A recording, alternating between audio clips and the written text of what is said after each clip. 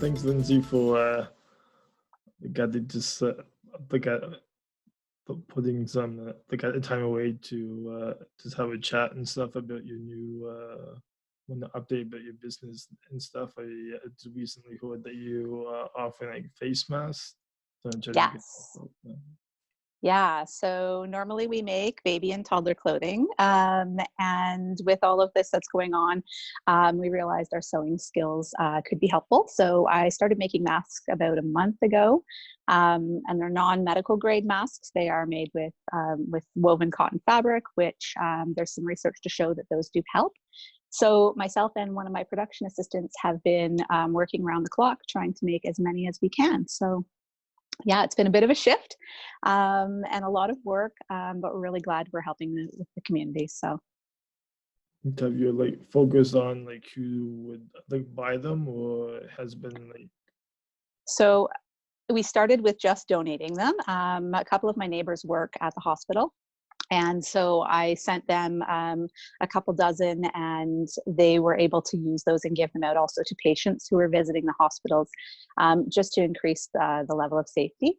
And then we had so many requests after a couple of weeks of people that were desperately needing them. I had some customers who's had children who had to attend appointments at Sick Kids Hospital in Toronto, and they were really nervous taking them there. So we developed a kids pattern shortly after that for the kids who needed them. And then we started selling small batches on our website and offering the option for people to also donate a mask so that they can help us with the donations, because we've run out of our fabric a couple of times now using up old fabrics and things that we had on hand. And we've had to purchase materials. So all the donations and the purchases of the masks are helping us to buy more materials so that we can keep making them. So yeah. like it's amazing to see all the local businesses just like changing the way that they are making the products. They just make new Yes. products. Yeah, no, it's wonderful. And the innovation is super, super cool. There's a local group and they were 3D printing a little sewing accessory to make bias tape. And a lot of the masks we're doing have elastic on them, like these, which are easy for people to put on and off quickly. But the medical professionals often prefer the ties that go around the head.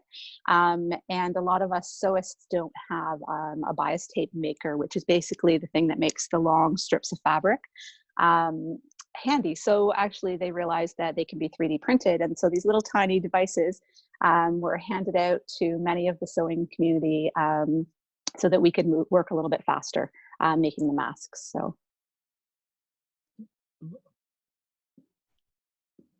Like, how long does it take to like make each one? Or So it depends on how fast you are at sewing. I've obviously been sewing for many, many years, so I'm faster than some people probably would be, but I can usually make one in about 10 or 15 minutes, depending on the style and the complexity of it.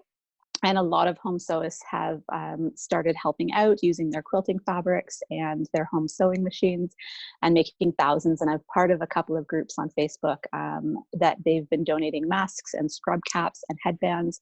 And it's really inspiring to see everyone coming together and doing what they can to help. So. and and finally, I think I got to know you have kids and stuff, and Yes. how you doing with everybody at home and your family. It's been very challenging. I've moved a sewing station into my living room. So I used to have a studio at home. And when I moved here a year ago into my current space, into our shop, my husband took over my space at the house. So now I have a table set up in the living room so I can sew while the kids are doing their homework or watching TV or playing games, and I can sort of keep an eye on them, because my time at the studio is quite limited. Trying to help them with their schoolwork has been a challenge. Teachers are amazing people, and we miss them being able to go to school in person, but managing the best I can, as I'm sure many others are in this situation. So. And finally, like if people wanted to go online and buy these masks and stuff, like how would they? So they can visit our website, which is purecolorbaby.ca, or find us on Facebook, and there is a link there. We are trying to do a launch every week. They have been selling out every time I post a batch. They sell out, which is good, but it's also difficult because there's such a high demand and we just can't make enough of them, unfortunately. But they can go on the website, and there is a little button on the listing that says notify when available, so they can get an email when the masks are back in stock. So thanks, Lindsay, for the guy that's just chatting with me today.